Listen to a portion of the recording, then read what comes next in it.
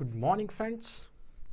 आज की grammar class number 12 topic है प्रेपोजिशन। सीखने वाले लोगों के लिए बहुत इंपॉर्टेंट है। टाइम पास करने वाले अपना टाइम पास और कहीं भी कर सकते हैं, है ना। वही लोग क्लास ज्वाइन करें जो वाकई में इम्प्रूवमेंट चाहते हैं, जिन्हें अपने लाइफ की थोड़ी चिंता है, जिन्हें लगता है कि कुछ अच्छा कर गुजरना है इस जीवन में, है ना। शुरू करते हैं। The first preposition of the day is despite. Despite का जो मतलब है वो है के बावजूद। हिंदी में हम बहुत बोलते हैं ना कि ऐसा होने के बावजूद वैसा हो गया, उसका ऐसा करने के बावजूद मैंने वैसा कर दिया। So that is despite. So despite fever I attended the meeting. बुखार होने के बावजूद मैंने मीटिंग अटेंड की। ठीक है साहब। फिर आपने कहा she attended school despite heavy rain.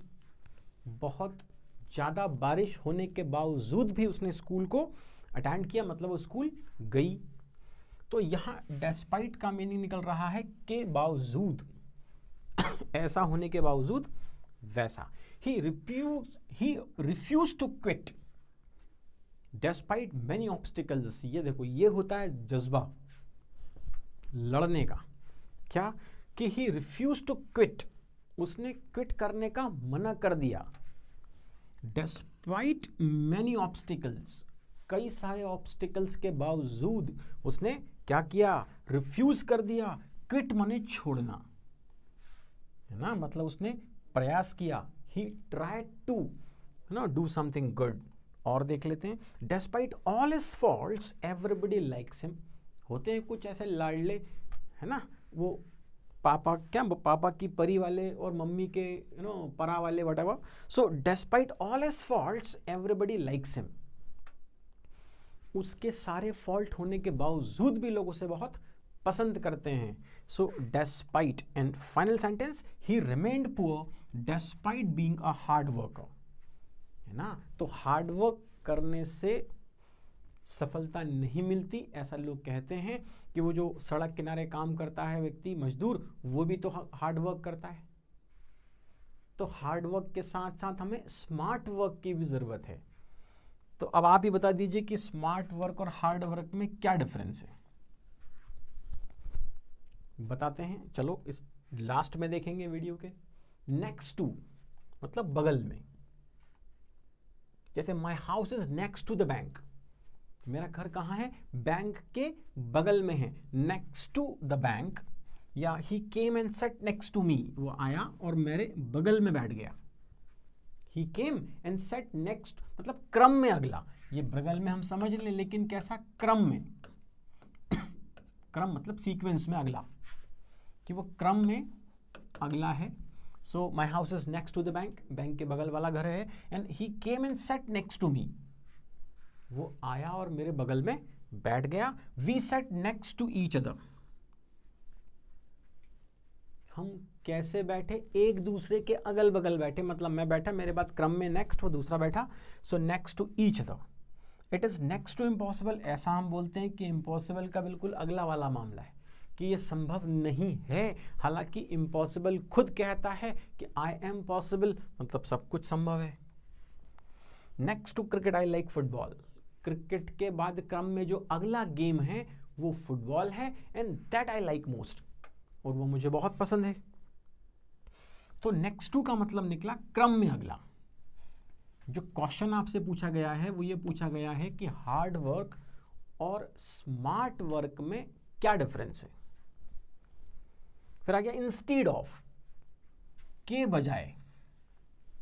देखो, इंस्टीड ऑफ के बजाय, एक हमने देखा था बिसाइड्स, के अलावा, है ना। बिसाइड्स में क्या था, ऑप्शन ए हमारे पास था और उसके अलावा हमें ऑप्शन बी भी चाहिए था। लेकिन इंस्टीड ऑफ में क्या होगा, हम ऑप्शन ए को कैंसिल कर देंगे, उसके बजाय कुछ और चाहिए हमें ना, तो फिर हम ऑप्शन बी पर जाने की कोशिश करेंगे। तो इंस्टीड ऑफ मतलब के बजाय, समझने की कोशिश करेंगे तो समझ में आएगा, है ना। समझना आपकी भी रिस्पॉन्सिबिलिटी है, क्योंकि सीखना आपको भी है, जीवन आपका भी है, सपने भी आपके हैं, है ना। सीखो। तो instead of tea I take coffee, मतलब चाय के बजाय मैं कॉफ़ी लेना ज़्यादा पसंद करूँगा, मतलब टी को कैंसिल कर दिया और कहा कि मैं चाय के बजाय कॉफ़ी लेना पसंद करूँगा। अगला सेंटेंस आ गया है यहाँ पर, instead of going Delhi I will go to Mumbai, मतलब दिल्ली जाने के बजाय मैं मुंबई जाना पसंद करूंगा, दिल्ली कैंसिल। जैसे यहाँ पर टी कैंसिल हो गया था, है ना। Can I have a laptop instead of a tablet computer, तो लैपटॉप चाहिए इंस्टेड ऑफ टैबलेट, ये कैंसिल के बजाय में एक तो कैंसिल हो जाएगा ना। हाँ, next, I would like to buy a house instead of a flat, मतलब फ्लैट खरीदना नहीं चाहते, they want to buy a house. She will stay home instead of going out, वो घर में रहना, स्टे माने ठहरना, रहना ज़्यादा पसंद करेगी बजाय गोइंग आउट के, बाहर जाने के। ठीक है, तो इंस्टेड ऑफ में क्या हुआ, के बजाय। अब नई जो प्रपोजिशन है वो डेस्पाइट की तरह ही है, इन स्पाइट ऑफ, काफ़ी यूज होता है इसका भी, इन स्पाइट ऑफ। देखो कैसे होता है, यह है के बावजूद, डेस्पाइट भी ऐसे ही था ना, के बावजूद। In spite of having lot of knowledge, he does not teach well. अरे होता है ना कई बार कि किन्हीं टीचर को बहुत नॉलेज होता है, उसके बाद भी वो डिलीवर ठीक से नहीं करते, है ना। नॉलेज होने का मतलब नहीं है कि आप बहुत अच्छे टीचर हैं, कई बार कम ज्ञान के साथ भी टीचर बहुत अच्छे से समझा देते हैं। फिर she always looks cheerful in spite of her problems, उसकी सारी समस्याओं के बावजूद वो कैसी लगती है, she always looks cheerful. We enjoyed the evening in spite of the bad weather, के बावजूद, है ना, बुरे मौसम के बावजूद हमने पार्टी को क्या किया, एंजॉय किया, या इवनिंग को एंजॉय किया। We enjoy the evening in spite of the bad weather. He went out in spite of the rain, बारिश के बावजूद वो बाहर चला गया। And they help them in spite of the difficulties, काफ़ी सारी प्रॉब्लम्स, मुसीबत, समस्याओं के बावजूद उन्होंने उन्हें मदद की। तो इन स्पाइट ऑफ का मीनिंग है के बावजूद, ऐसा होने के बावजूद, वैसा। आज की आखिरी प्रपोजिशन है ऑन बिहाफ ऑफ, की ओर से। देखो ऐसा बोलते हैं कि on behalf of company I welcome you all. जब हम किसी को रिप्रेजेंट कर रहे होते हैं तो हम बताते हैं कि इनकी ओर से मैं आपका स्वागत करता हूं, तो on behalf of company I welcome you all, पूरी कंपनी की तरफ से मैं आपको वेलकम कर रहा हूं। या on behalf of him I am taking responsibility, उसकी ओर से मैं रिस्पॉन्सिबिलिटी ले लेता हूं, उसकी ओर से। और देख लेते हैं, I said sorry to him on behalf of my friend, मतलब सॉरी उसको कहना था पर उसकी ओर से मैंने सॉरी कह दिया।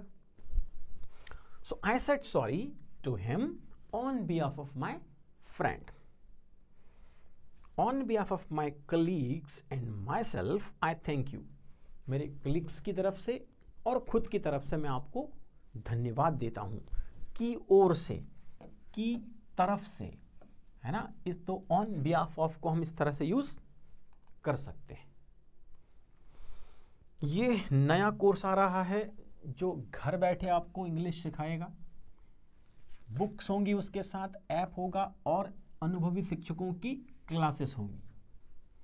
मतलब सिर्फ बुक नहीं है, लोग बुक से पहले सीखना चाहते थे ना, बुक नहीं है, ऐप भी है और एक्सपीरियंस टीचर्स हैं, उनसे सीखेंगे। और सिखाएगा कौन, ये इंडा, नाम याद रखना इसका, क्या लिखा है, इंडा।